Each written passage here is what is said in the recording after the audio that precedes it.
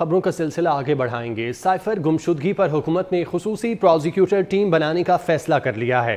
خصوصی ٹیم میں ایڈوکیٹ شاخادہ رضوان عباسی اور ذوالفقار نقوی شامل ہوں گے۔ وزارت داخلہ نے سمری وزارت قانون کو بھجوا دی۔ خصوصی پروزیکیوٹر ٹیم بنانے کی سفارش وفاقی تحقیقاتی ادارے نے کی۔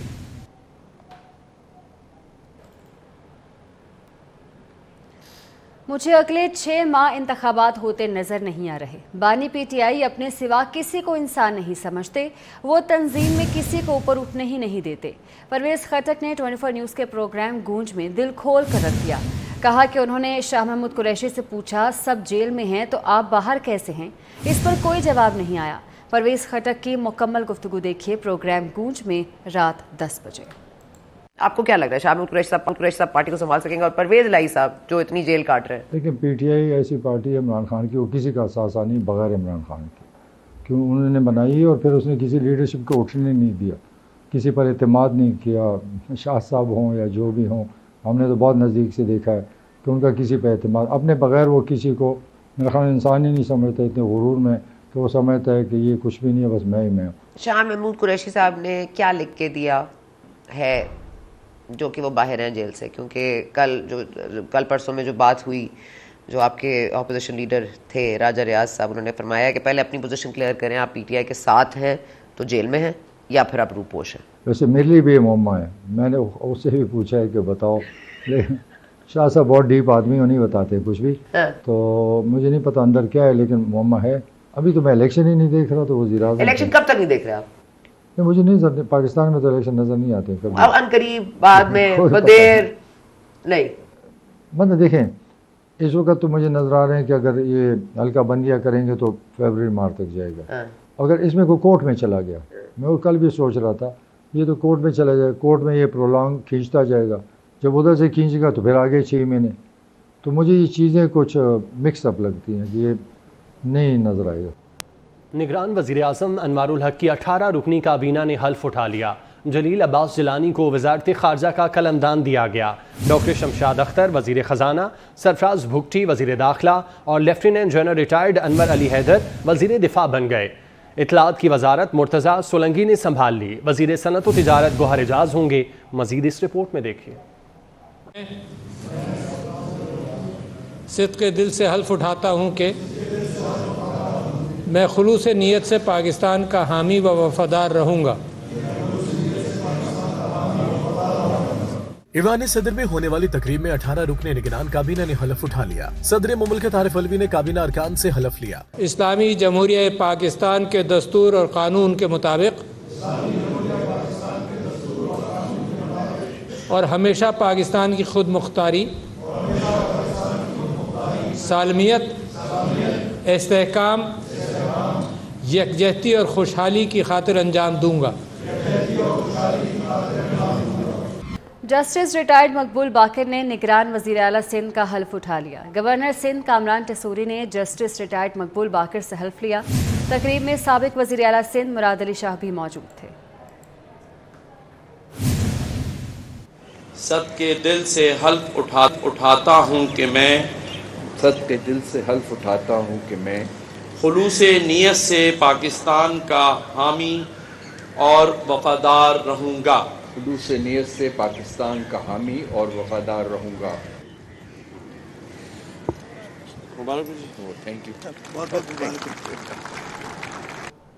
آرمی چیف نے جڑاں واقعہ انتہائی افسوسناک اور ناقابل برداشت قرار دے دیا۔ جنرل سید عاصم منیر نے جرائم کے مرتکب افراد کو انصاف کے کٹہرے میں لانے کا اعلان کر دیا۔ کہا کسی کو قانون ہاتھ میں لینے کی اجازت نہیں دیں گے۔ ایسے واقعات عدم برداشت، انتہا پسندانہ رویوں کی کوئی گنجائش نہیں۔ تمام شہری بلا تفریق مذہب، جنس اور ذات ایک دوسرے کے لیے برابر ہیں۔ نوجوان انٹرنی سے خطاب میں سپہ سالار کا کیا کہنا تھا، آپ کو دکھاتے ہیں۔ جڑاں واقعے میں ملوث افراد کے گرد شکنجہ سخت۔ وزیر اعلیٰ پنجاب کا ملزمان کو کیفر کردار تک پہنچانے کا اعلان۔ بین المذاہب ہم آہنگی اجلاس سے خطاب میں محسن نقوی نے کہا کہ یہ واقعہ منصوبہ بندی کے تحت کیا گیا۔ چیف سیکرٹری اور آئی جی نے بہترین حکمت عملی اپنائی، ہر لمحہ صورتحال کی نگرانی کی، ہر سازش ناکام بنائیں گے، 4 روز میں نقصان کو پورا کیا جائے گا۔ انہوں نے مزید کہا کہ پالیسی بنانا ہوگی، دوبارہ ایسے واقعات نہ ہوں۔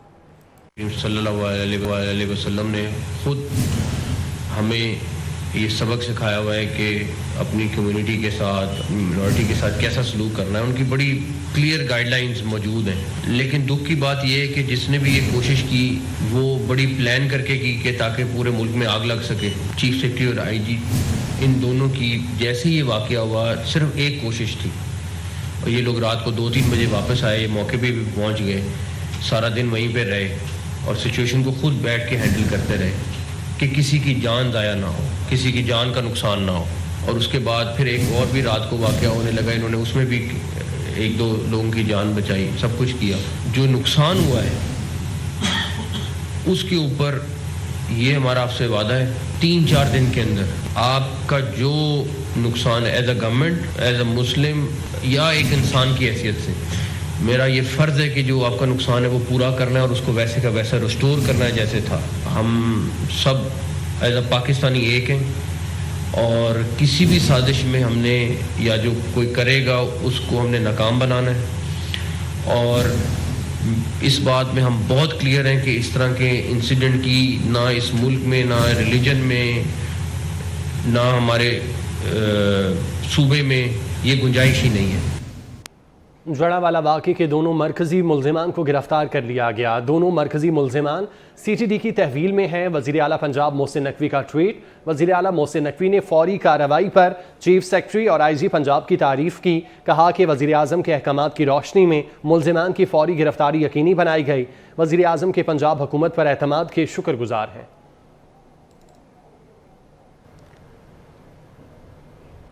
पाकिस्तान उलमा कौंसिल ने जड़ावाला वाक़े की मज़म्मत की है। अल्लामा ताहिर अशरफी ने मसीही कायदीन से माफ़ी मांग ली। लाहौर में मसीही कायदीन के साथ प्रेस कॉन्फ्रेंस में उनका कहना था कि जोसेफ कॉलोनी के मुजरिमान को सज़ा मिलती तो ऐसा वाक़या ना होता। हुकूमत तबाहाल इमारतों को बहाल और नुकसानात का अजाला करे। कल जो जड़ावाला में हुआ, हम समझते हैं बतौर बड़े भाई के हम अपनी जिम्मेदारी पूरी नहीं कर सके। मैं इस मामले पे कई बार चीखो पुकार कर चुका हूं कि जोसेफ कॉलोनी के मुजरिमों को अगर सजा दी गई होती तो आज मुमकिन है ये मामला ना होता। मैं रियासत पाकिस्तान की तरफ से, हुकूमत पाकिस्तान की तरफ से, वजीर आजम पाकिस्तान की तरफ से, पाकिस्तान के उलमा, मशाइख और मुस्लिम अवाम की तरफ से जनाब बशीर साहब आपसे माफी मांगता हूं। हम आपसे शर्मिंदा हैं। जितने चर्च निशाना बनाए गए हैं, मुकद्दस मकामात निशाना बनाए गए हैं, मसीही आबादी के घर निशाना बनाए गए हैं, हुकूमत पाकिस्तान से मेरा मुतालबा है कि हुकूमत पाकिस्तान फौरी तौर पर गवर्नमेंट अपने जरिए से उन तमाम मुकद्दस मकामात को जो है बहाल करे। सोसना खबर आप तक पहुंचाएं। रहनुमा MQM और साबिक MP कुंवर नवीद जमील इंतकाल कर गए हैं। कुंवर नवीद जमील को 28 जून को ब्रेन हैमरेज हुआ था। कुंवर नवीद जमील ब्रेन हैमरेज के बाद मुसलसल कोमा में थे। रहनुमा MQM और साबिक MPA कुंवर नवीद जमील इंतकाल कर गए।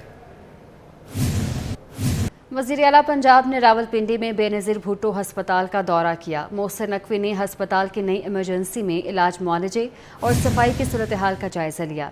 मरीजों और तीमारदारों से इलाज, अद्वियात की फराहमी और सहूलियात से मुतल्लिक पूछा। मरीजों से बर वक्त चेकअप से मुतल्लिक भी इस्तफसार किया। मरीजों ने चेकअप और एक्सरे में ताख़ीर की शिकायत की। वज़ीर आला ने डॉक्टर्स को मरीजों के फौरी चेकअप की हिदायत की। उन्होंने कहा कि इमरजेंसी में मरीजों के चेकअप में एक लम्हा भी ताख़ीर नहीं होनी चाहिए। मरीजों को मुफ्त अद्वियात की फराहमी हर सूरत यकीनी बनाई जाए। वज़ीर आला पंजाब ने इस्तकबालिया काउंटर पर मरीजों की रजिस्ट्रेशन जल्द अज जल्द मुकम्मल करने का हुक्म दिया। पाकू हिंद के सबसे बड़े गुलूकार उस्ताद राहत फ़तेह अली खान भी वज़ीर आला पंजाब मोहसिन नकवी के दीवाने निकले। कहा कि मोहसिन नकवी फ़नकारों के लिए दर्द दिल रखते हैं। ज़बरदस्त काम करने पर मोहसिन नकवी साहब को खिराज तहसीन पेश करता हूँ। अवाम थोड़ा हौसला रखें, चीज़ें ठीक करने में वक्त लगता है। 13 अगस्त को एक्चुअली मैंने परफॉर्म CM साहब के सामने किया, मोहसिन नकवी साहब के सामने।